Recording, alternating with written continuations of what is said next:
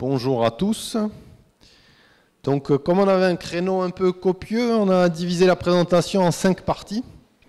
Donc, comment on en est arrivé là, à une séparation assez nette entre culture et élevage? Pourquoi réintégrer de l'élevage? Comment faire? Qu'en attendre? Et quelles difficultés anticiper?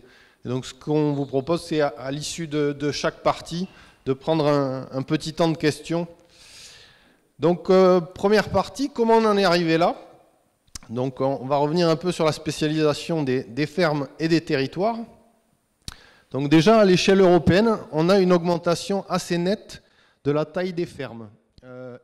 Ici, vous avez, parce que j'imagine que de loin c'est assez difficile à voir, les fermes de 0 à 2 hectares, de 2 à 5, de 5 à 10 et ainsi de suite.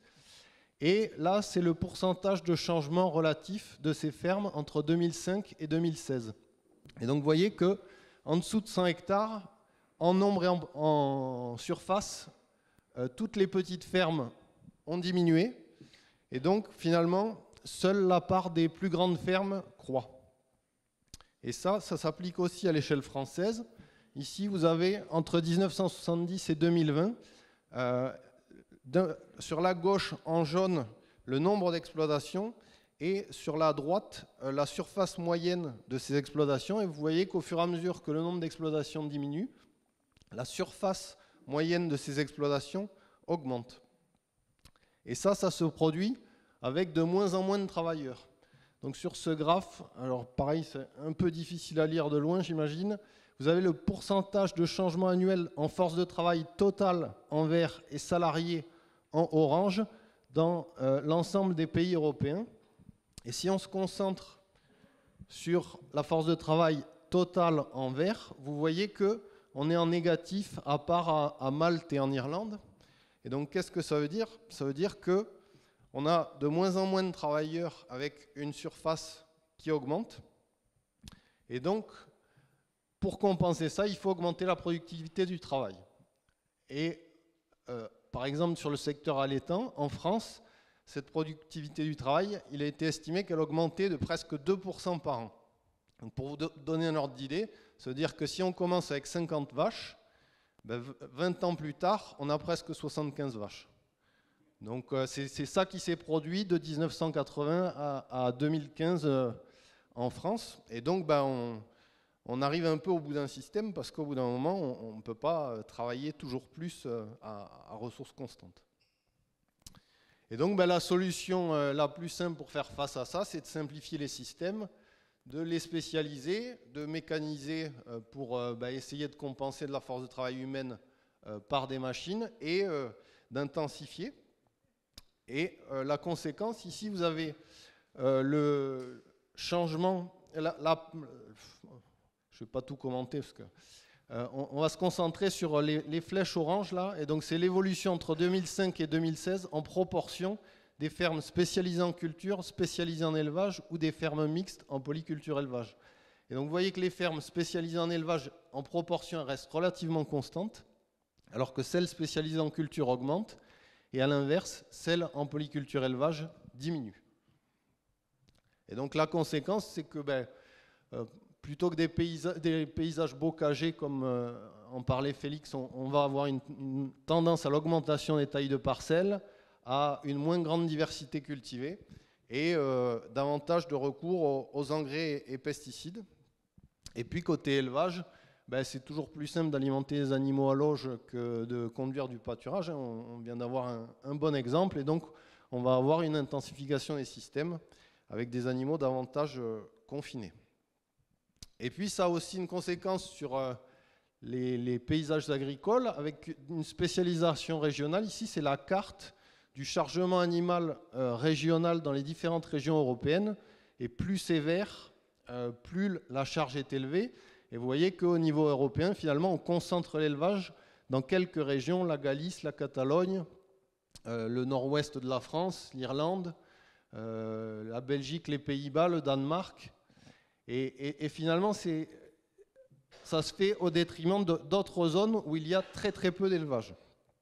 Et on observe Un peu la même chose du côté des cultures. Là où il n'y a pas d'élevage, typiquement le bassin parisien, on va avoir des paysages comme sur la photo, avec une diversité cultivée assez pauvre, de moins en moins de bocage. Et quand on regarde qu'est-ce que ces phénomènes-là produisent au niveau mondial, en fait, on a une globalisation des marchés de l'aliment pour le bétail et de l'alimentation humaine. Ici, vous avez une carte de 1986 et de 2009 qui représente les échanges mondiaux ramenés à une base azote. Et donc, vous voyez qu'en 1986, on a déjà des premières exportations d'Amérique du Nord et d'Amérique du Sud vers l'Europe, donc beaucoup de tourteaux de soja. Et vous voyez qu'entre 1986 et 2009, on a une augmentation massive de ces échanges à l'échelle mondiale. Les flèches sont de plus en plus épaisses. Et donc ça conduit en fait à une déconnexion entre les cultures et l'élevage, mais à l'échelle mondiale. C'est-à-dire que le soja que l'Amérique du Sud nous envoie, nous, on ne va jamais leur envoyer des bateaux chargés de fumier. Donc en fait, on mine le sol dans certains continents et on concentre les nutriments dans d'autres, ce qui génère des problèmes environnementaux. Donc il y a un gros enjeu à reconnecter les cycles à des échelles plus locales. Et donc, tout ce système fait qu'aujourd'hui, l'agriculture est assez critiquée pour sa contribution à la dégradation des ressources naturelles. Ici, vous avez les différents défis environnementaux auxquels l'humanité est confrontée, donc la perte de biodiversité, le changement d'utilisation des sols, l'utilisation de l'eau, les ruptures dans les cycles biogéochimiques, le changement climatique. Et on parle beaucoup du changement climatique, mais finalement, ce n'est pas le défi finalement pour lequel on est dans une situation la plus critique. Ça l'est beaucoup plus sur l'érosion de la biodiversité ou la rupture des cycles biogéochimiques, comme je viens de vous montrer dans la diapo précédente. Et vous voyez que les zones en pointillé, c'est la contribution de l'agriculture à ces différents défis. Et donc sur la perte de biodiversité et la rupture des cycles biogéochimiques, la contribution de l'agriculture est très nette. Et dans tout ça, l'élevage est vertement critiqué, à la fois par la science, en particulier depuis un premier rapport de la FAO qui a mis en lumière les effets négatifs de l'élevage, notamment en termes de changement climatique. Et depuis, il y a eu un certain nombre d'études qui ont montré la contribution de l'élevage sur les émissions de gaz à effet de serre, sur l'utilisation des terres, l'utilisation de l'eau, l'eutrophisation de l'eau, les pertes de biodiversité.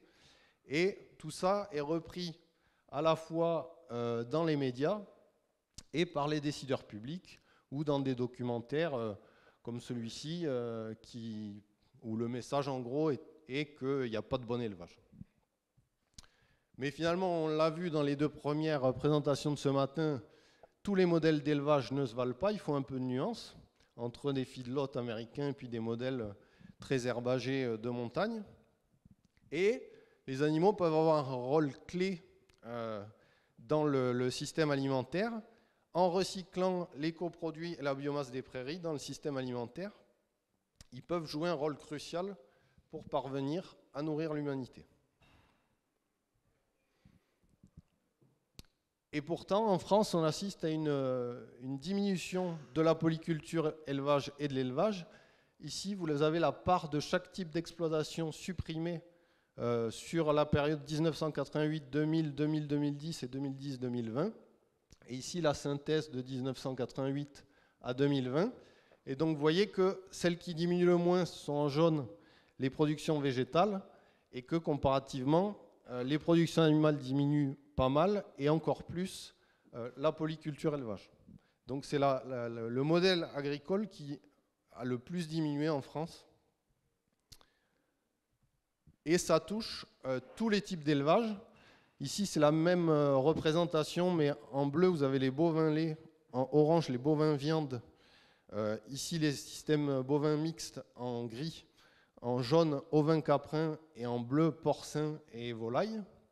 Et vous voyez que la plupart, ceux qui sont le plus touchés, c'est les exploitations bovines laitières, mais que la l'ensemble des types d'élevage est concerné par cette diminution.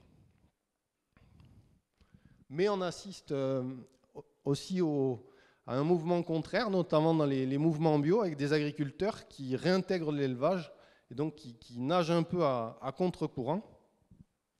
Et donc, c'est ce sur quoi on va revenir plus en détail dans la suite de l'exposé.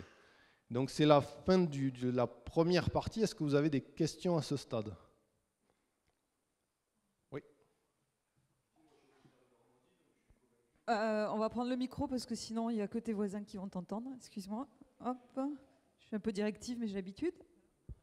Bonjour à tous, donc je suis originaire de Normandie, donc je suis convaincu par la polyculture élevage, mais à l'heure actuelle, si on réintroduit la polyculture élevage partout, qu'est-ce qu'on va faire du lait, de la viande qu'on va produire? Parce que c'est déjà difficile de s'en sortir en bovin.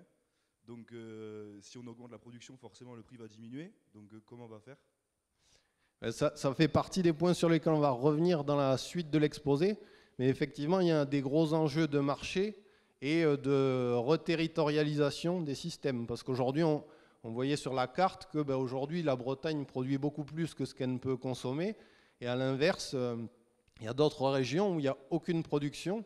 Et donc peut-être que l'enjeu, c'est de remettre un peu d'élevage de partout, plutôt que de le concentrer dans certaines régions. Par contre, ça implique effectivement un changement aussi pour tous les opérateurs aval, parce que aujourd'hui, ils sont absents dans certaines régions. Et donc, ça veut dire qu'il faut qu'ils se réorganisent, qu'ils se redistribuent sur les territoires pour permettre le redéploiement de l'élevage un peu partout.